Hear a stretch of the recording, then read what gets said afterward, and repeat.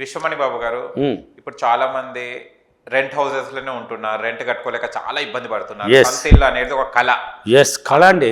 సొంత ఇల్లు కళ నెరవేరాలంటే ఏం చేయాలి? మంచిగా వచ్చినండి. ఇప్పుడు పెద్ద సిటీల్లో పెద్ద సిటీల్లో ఉండే వాళ్ళంతా ఇల్లు లేని వాళ్ళు ఎక్కువ మంది ఉన్నారు. అంతా రెంట్ అవుట్లే. ఆ రెంట్ హౌస్లోనే ఉన్నారు. అంటే తెచ్చే డబ్బులు 30,000 సంపాదిస్తున్నారు అనుకో, నెల పెడితే ఇంటి కుటుంబానికి, పిల్లల ఫీజులకి, ఇంటికి, బాడుగులకి సరిపోయాయి. చాలానే జీవితాలు కూడా ఉన్నాయి చాలా మందికి. ఆడ వచ్చే 30,000 40,000 చాలదు. పోతే అప్పులు కొంత పైన దేనికి ఒక అవసరం, ఇంకా మంచి మధ్యలో ఫంక్షన్లు పడతాయి ఎవరికి, వాళ్ళ బంధువులకి. ఇంకా గౌరవంగా పెట్టద్దు అక్కడ. ఇప్పుడు అక్క కూతుర్లకో లేక అన్న కూతుర్లకో లేక అన్న పిల్లకాయలకో ఏదో ఫంక్షన్ జరిగినప్పుడు, ఆడేదో శుభకార్యం జరిగినప్పుడు పోవాలి కదా. పోవాలంటే కుటుంబం మొత్తం పోవాలి. ఇంకా వీళ్ళకి అందరికి మంచి బట్టలు వేసుకోవాలి.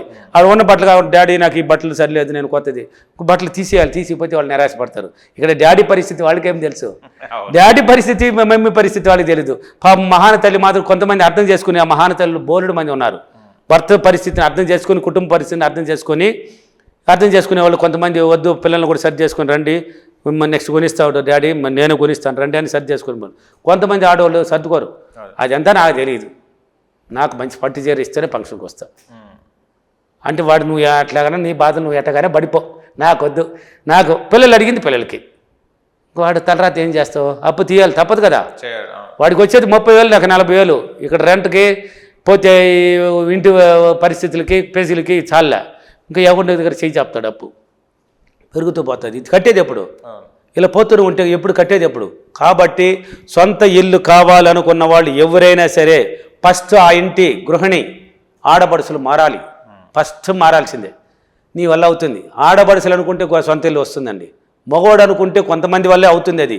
కానీ ఆడవాళ్ళు అనుకుంటే అది త్వరలో అయిపోతుంది, సొంత ఇల్లు వస్తుంది.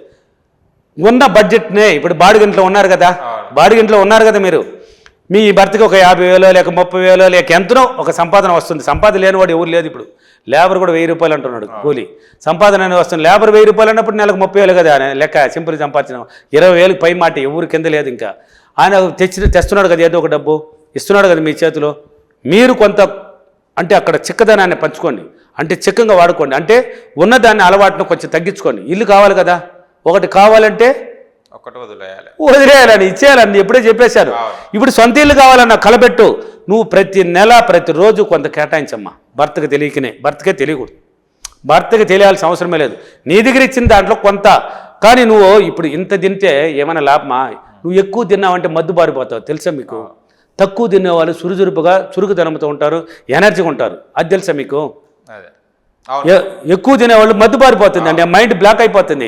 అంటే నిద్రపోనిస్తుంది. పోయింది గోయింది, అక్కడ పుల్లుగా తోసినావు కదా, కడుపు దన్నుకునింది కదా, ఆ పలకేద్దాం బారా. తక్కువ తినేవాడు ఎనర్జీతో ఉంటాడు. కాబట్టి ఎంత తినాల్సిన అవసరం లేదు. తిను, నీకు కావాల్సింది మటన్ చికెన్ అన్ని తిను, లెవెల్గా తిను. ఇన్నాళ్ళు తిన్నట్టు కాకుండా ఇంకటాల నుంచి ఇల్లు కావాలి కదా, ఇల్లు కళ నెరవేరేదాకా ఆ యొక్క పరిస్థితిని మార్చుకో. నీకు భర్తకు తెలియకుండా నువ్వు కొంత దాచు. పిల్లలు కూడా భర్తని ఏదైనా మీ భర్తను అడిగినప్పుడు, వాళ్ళ డాడీని వాళ్ళని అడిగినప్పుడు, అమ్మా నచ్చజెప్పు, ఆయన లేనప్పుడు చెప్పండి, ఎందుకు ఇలా ఉన్నారు, మనం ఇల్లు కట్టబోతున్నాము, ఇల్లు కొనబోతున్నాడు, మనం కొనాలి, మనం ఈ రెంటెంట్లను ఎన్నాళ్ళు ఉంటావు అని వాళ్ళకి కూడా నచ్చజెప్పు. వాళ్ళని కూడా కొంచెం తగ్గించుకో. తెలియకుండా నువ్వు 10 రూపాయలు దాచుకుంటూ ఉండు. భర్తకు ధైర్యాన్ని పెంచు. భర్తకే ధైర్యాన్ని పెంచాలి. మన వల్ల అవుతుందండి. ఎక్కడ అవుతుంది లక్ష్మి?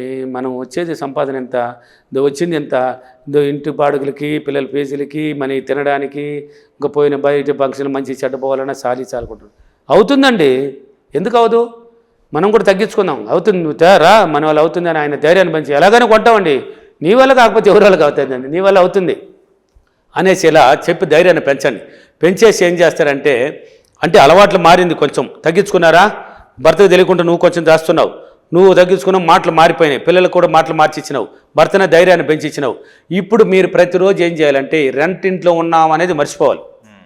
రెంటింట్లో ఉన్నామనేది మర్చిపోవాలి. నీకు ఎలాంటి ఇంట్లోకి పోవాలి, నువ్వు ఎలాంటి ఇంట్లోకి కావాలి, నీకు ఏ ఇల్లు కావాలి, ఆ బెడ్రూమ్ ఎలా ఉండాలి, ఆ యొక్క హాల్ ఎలా ఉండాలి, టీవీ ఎక్కడ ఉండాలి, బాత్రూమ్ ఎలా ఉండాలి, కిచెన్ ఎలా ఉండాలి, ఆ షోకేజీలు ఎలా ఉండాలి, సోఫా దిండ్లు ఎక్కడ ఉండాలి. ఒక మంచి ఇంటిని క్రియేట్ చేసుకో. ఒక మంచి ఇల్లుని నీ మైండ్లోకి తెచ్చుకోవాలి, నింపాలి నువ్వు. అంటే ఒక చూడు, ఇప్పుడు ఎన్నో బయట పోతుంటాం, ఎన్నో ఇంట్లో చూస్తుంటాం మనం. ఏ ఇల్లు నచ్చుతుంది, కొన్ని ఇంట్లో ఫంక్షన్లకు వెళ్ళి ఉంటాం, మన బంధువుల ఇంట్లో కూడా ఆ ఇండ్లు ఉంటుంది. దాన్ని ఆకర్షణ శక్తి చూసుకో. చూడంగానే నచ్చేసేవే. ఈ కంట్లో చూసున్నావు కదా, ఇప్పుడు గుర్తు చేయి, చక్కని బయట వస్తుంది చూడు ఆ ఇల్లు.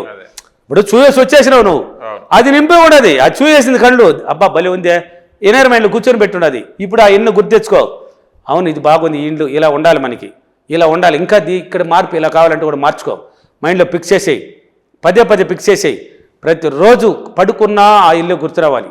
నువ్వు వెళ్ళిపోయి ఉండాలి ఆ ఇంట్లోకి, అంటే ఒక మంచి ఇంట్లోకి. ఆ ఇంట్లోకి వెళ్ళినట్టు, వంట వండినట్టు, షోకేజీలు అన్ని బాగా మంది సామాన్లు సర్దేసినట్టు, బాత్రూంలో స్నానం చేసినట్టు, పిల్లలు అందరూ కూర్చొని హాల్లో టీవీ చూసినట్టు, డైనింగ్ టేబుల్ వచ్చి అన్నం తిన్నట్టు మీ ఫ్యామిలీ మొత్తం డైలీ పట్టించు అయ్యా, డైలీ పట్టించు. చూడు నా క్లాసులో విజయవాడ, రాజమండ్రి, వైజాగ్, హైదరాబాద్, అనంతపూర్, కర్నూలు, తిరుపతి, బెంగళూరు అన్ని సిటీలో ఉన్నాయి. తొందరలో కూడా కొన్ని సిటీలు పెట్టడానికి ప్లాన్ వేస్తున్నాం. కానీ ఆ వీడియోలో చెప్తున్నారు చూడండి, ఇల్లే లేని వాళ్ళు ఈ పునాది వేసి కూడా ఇల్లు కడుతున్నారంట. ఎలా వచ్చినా వాళ్ళకి ఏమీ లేదంట, కానీ ఇల్లు వాళ్ళు క్రియేటింగ్ అండి, నువ్వు క్రియేట్ చేసుకోవాలి. ఎలా వచ్చింది వాళ్ళకి మాత్రం, ఎలా ఫీడ్బ్యాక్లో చూడండి ఏం చెప్తున్నారు. నేను ఇల్లు కట్టేశాను, గృహప్రవేశాను, గురువుగారిని కూడా పిలిచాను, రాలేని పరిస్థితుల్లో గురువుగారు మాకు ఆశీస్సులు ఇచ్చినాడు అని కూడా ఎన్నో ఫీడ్బ్యాక్లు చెప్తున్నారు చూడండి. నువ్వు ఇలా క్రియేట్ చేయాలి, క్రియేట్ చేసి పడుకున్నా నిద్రపోతూ కూడా ఆ ఇంట్లోనే జీవించాలి. అంటే రెంట్ అనేది మర్చిపోమన్నాను. ఇల్లు ఒకటి కావాలంటే ఒకటి వదిలేయాలని ఎప్పుడు చెప్పాను. రెంట్ ఇంట్లో ఉన్నానే, అద్దె కట్టాలి, నువ్వు కట్టాలి అన్నావు కదా, కడతానే ఉంటావు, నెల నెల కడతానే ఉంటావు, ఎన్నాళ్ళు కడతావు, జీవితాంతం నీ పిల్లల జీవితం కూడా ఈ రెంట్ ఇంట్లోనే గడిపేసి. ఈ జూబ్లీ హిల్స్లో ఉంటారు కొన్నాళ్ళు, తర్వాత ఇంకొక ఏరియా కూకడపల్లికి వెళ్తారు, లేకపోతే అమీర్పేటకి వెళ్తారు, లేకపోతే ఆ సికింద్రాబాద్కి వెళ్తారు, మారుతూనే ఉంటావు. అంతేనా నీ జీవితం? నీకని ఒక ప్లేస్ క్రియేట్ చేయవయ్యా, నీకు ఒక ఇల్లుని క్రియేట్ చేయి. బెడ్రూమ్లో ఇలా మైండ్లో ఫిక్స్ చేసి పడుకున్నా అదే ఆ ఇంట్లో జీవించినట్టు ఉండాలి, నడిచినా ఆ ఇంట్లో జీవిస్తూ ఉండాలి. ఎనీ టైం కళ్ళలాగా అట్నే కంట్లో నీ కంట్లో అట్నే మెదులాడుతూ ఉండాలి ఆ ఇల్లు. పదే విజువలైజేషన్ చేయండి. మీ వీలైతే ఏ ఇంట్లో రెంట్లో ఉన్నారో వాళ్ళ ఇంట్లో ఉన్న వాళ్ళందరూ కన్నా విజువలైజేషన్ కన్నా పట్టిస్తే అతి త్వరగా ఆ ఇల్లు మీ ముందుకు వస్తుందండి. ఆ ఇల్లు ఆ ఇంట్లోకి మిమ్మల్ని తీసుకెళ్తుంది. ఇది 100% నిజం. దానికి ఉన్న పవర్ అటువంటిది. ఒకటి కావాలంటే ఒకటి ఇచ్చే, పాతిని మర్చిపో, రెండింటిని మర్చిపో, విజువలైజేషన్ చేసుకొని కొత్త ఇంట్లోకి నీ మైండ్ని పంపించు. కొత్త ఇంట్లోకి నీ మైండ్ని తీసుకెళ్ళవయ్యా. నీ మైండ్ తార్చి దాంట్లోకి వెళ్ళాలి, దాంట్లోకి తీసిపోకు మీ ఇంట్లో కూర్చొని పడుతుంది మీ అందరినీ.